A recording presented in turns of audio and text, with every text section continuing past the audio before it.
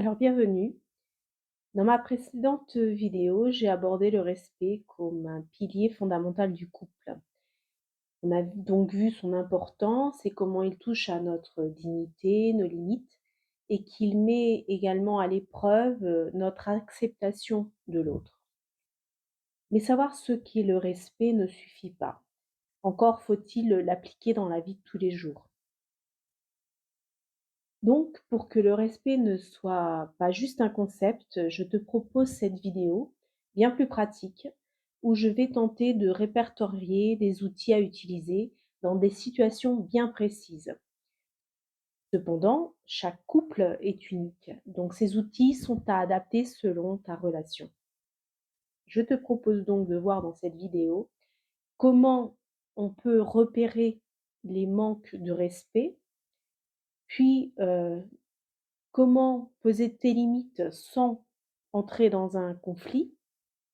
Et puis nous verrons aussi, quels gestes simples peuvent renforcer le respect au quotidien dans le couple.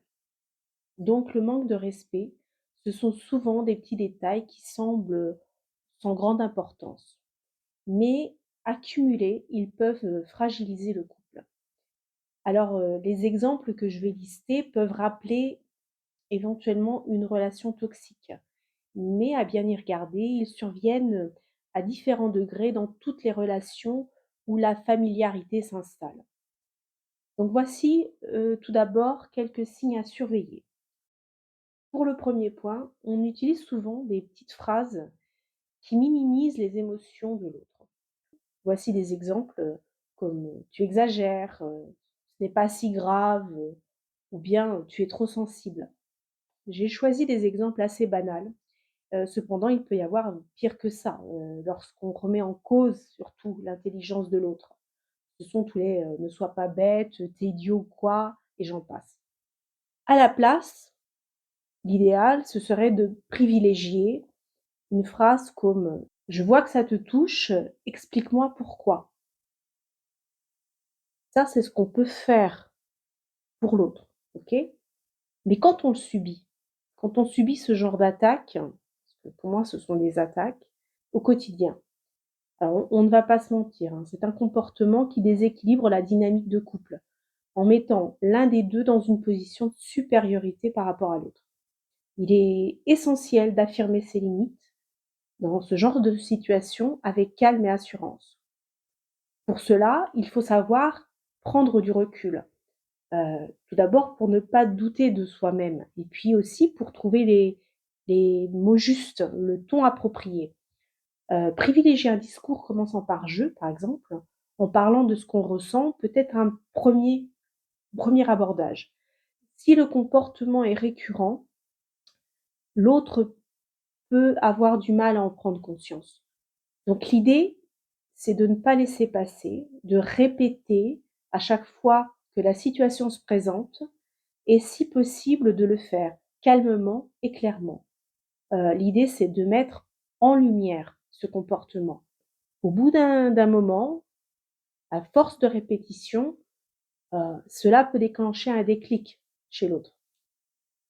Alors le deuxième point que j'aimerais apporter avec, vous sur, ces signes, d'un manque de respect dans le couple, c'est, les comportements répétitifs qui érodent la relation. Alors par exemple, il y a, interrompre l'autre constamment, ne pas écouter activement, c'est-à-dire, répondre machinalement, ne pas être présent dans cette écoute. Il y a aussi, ignorer les émotions et les besoins de l'autre. Alors ce qu'on peut faire pour, changer ce comportement en nous, c'est de regarder l'autre dans les yeux et de lui poser des questions ouvertes. Donc montrer qu'on écoute de manière active, qu'on est présent et puis on reviendra sur cette écoute active un peu plus loin.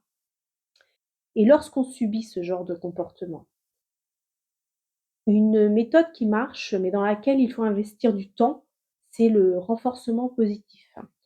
Pratiquer la gratitude est une action puissante qui donne de bons résultats. Mais il faut tout d'abord, montrer l'exemple. Parce que si les 2 personnes interrompent ou écoutent, d'une oreille distraite, il sera difficile d'exiger un changement. Puis lorsque ton partenaire te donne toute son attention, prends en compte, tes sentiments aussi. N'oublie pas de le remercier, de lui faire comprendre que tu as apprécié ce moment, que tu as apprécié cette écoute. Encore une fois, le respect se construit et lorsque des comportements deviennent habituels, routiniers, mettre les choses à plat peut ne pas être suffisant. Pour générer un changement radical, il vaut parfois mieux mettre le positif en avant, quitte à s'éloigner devant des attitudes un peu plus négatives.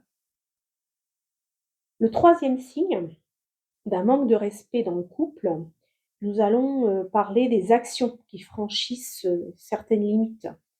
Par exemple, prendre des décisions, importantes, seul ou alors ne pas tenir, des engagements.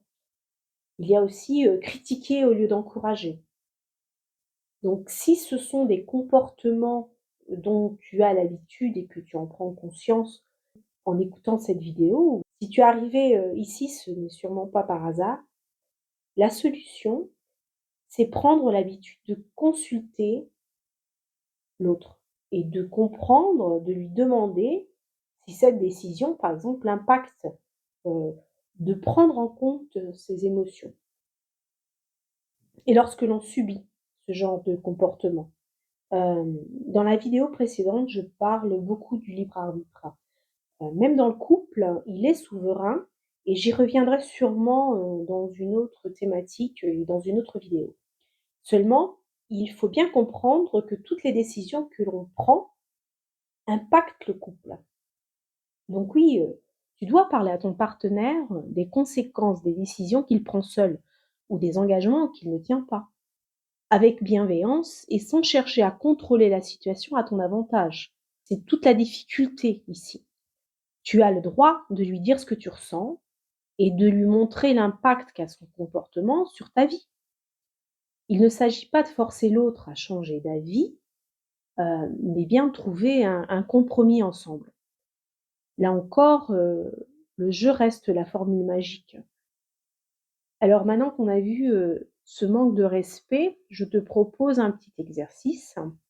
Pendant une semaine, note dans un carnet les moments où tu te sens respecté et ceux où tu ressens un manque de respect de la part de ton partenaire. Mais note également ceux où tu as manqué de respect envers lui, elle, ou au contraire où tu as fait l'effort de prendre en considération, son opinion. Puis, une fois la semaine écoulée, regarde les schémas qui se dessinent et tente de comprendre ce qui les déclenche. Dans la seconde partie de notre vidéo, nous allons voir ensemble comment poser des limites avec respect et clarté.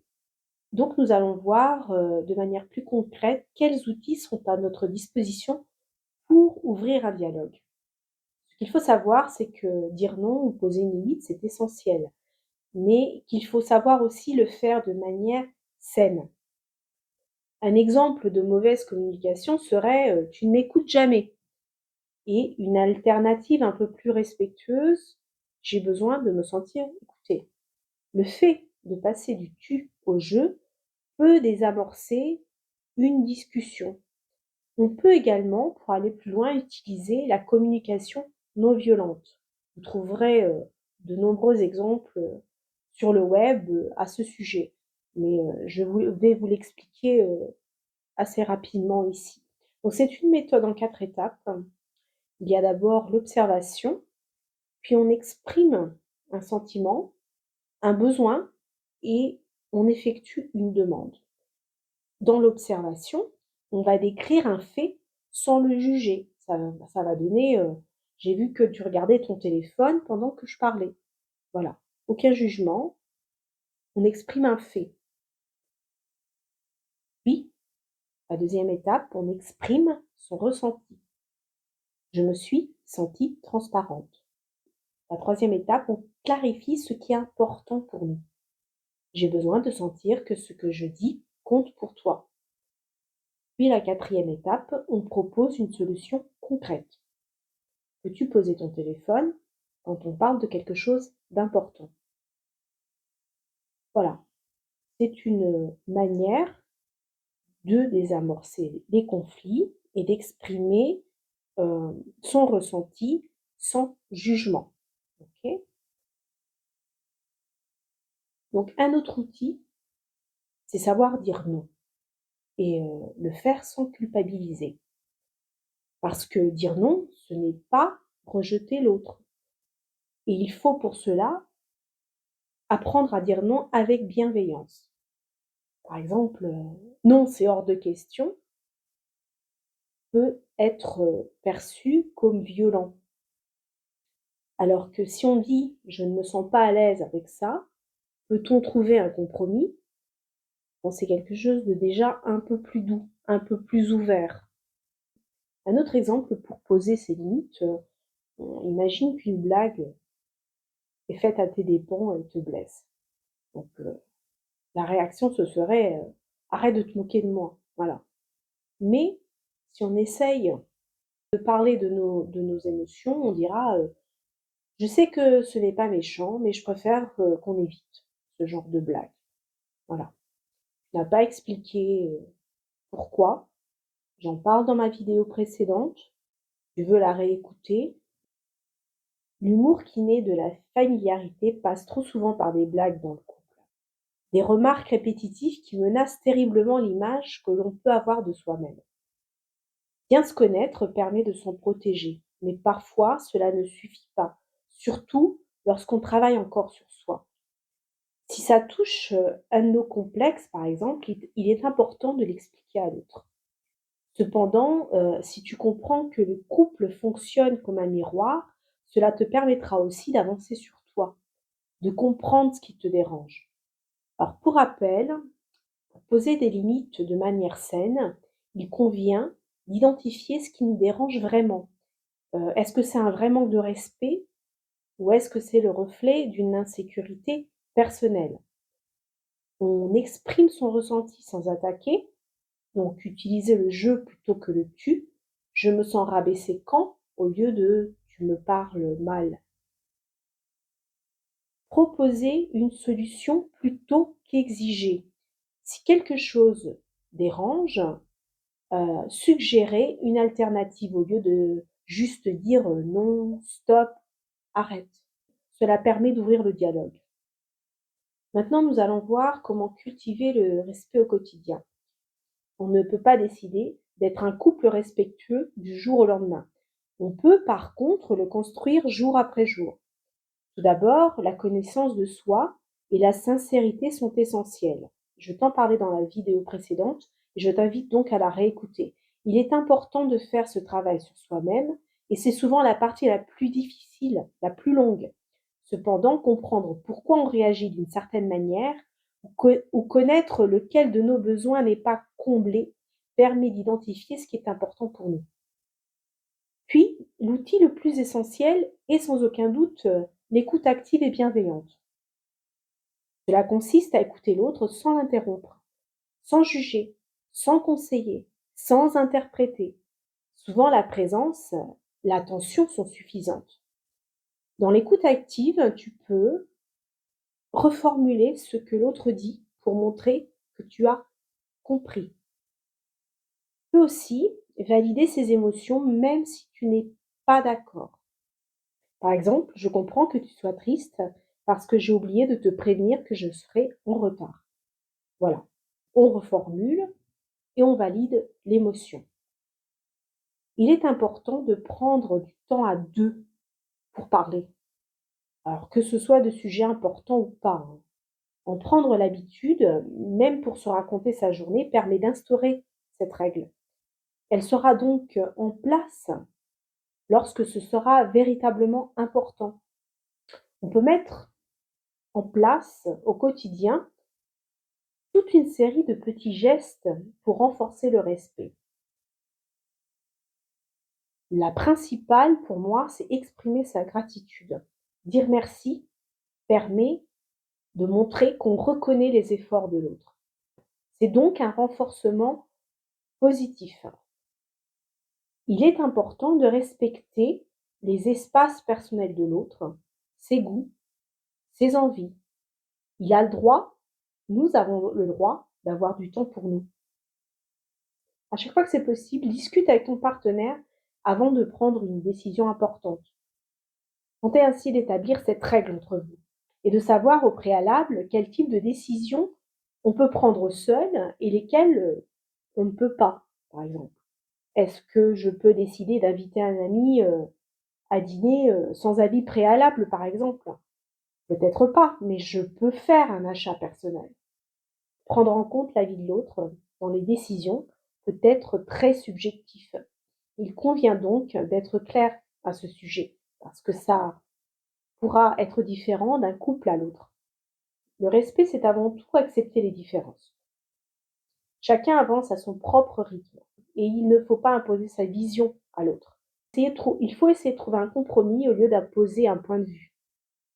Si un comportement te gêne et que tu dois en parler, essaye d'éviter les étiquettes qui enferment ou les blagues qui dévalorisent l'autre et minent sa confiance en lui-même. Si tu dois parler de quelque chose qui te dérange, essaie de trouver les mots justes pour amener la discussion. Par exemple, dire tu es toujours en retard peut être contre-productif. Éventuellement, dire j'aimerais qu'on trouve une solution ensemble pour éviter ces retards. Un point important dans le respect du couple, c'est, comme nous l'avons vu, le libre arbitre. Éviter d'imposer son rythme à l'autre. Respecter ses choix, c'est accepter qu'on ne peut pas forcer son évolution. Vouloir avancer à son rythme, ce n'est pas une preuve de désamour, mais vouloir changer l'autre à tout prix est une forme subtile de manque de respect. Par exemple, vouloir accélérer son évolution. Tu dois changer ça, ou tu devrais suivre une thérapie. Il vaudrait mieux dire j'ai remarqué que, qu'en dis-tu, ou alors est-ce qu'on peut en parler? C'est une suggestion beaucoup plus ouverte. La question à se poser avant d'intervenir, c'est est-ce que j'ai vraiment envie d'aider mon partenaire ou est-ce que j'essaie de contrôler la situation? J'aimerais vous dire pour conclure cette vidéo, c'est que le respect, ce n'est pas un combat, c'est un engagement mutuel. Il évolue avec le temps et demande donc une attention constante. C'est tout un équilibre d'apporter son soutien sans chercher à guider l'autre, sans imposer son point de vue et sans forcer une évolution pour laquelle ce ne serait pas le bon timing. Je te propose un défi, c'est d'appliquer pendant une semaine au moins un des conseils donnés et d'observer les changements.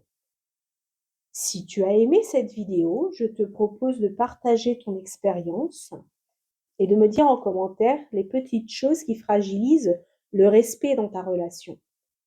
Comment fais-tu pour les gérer? J'aimerais beaucoup avoir ton opinion là-dessus.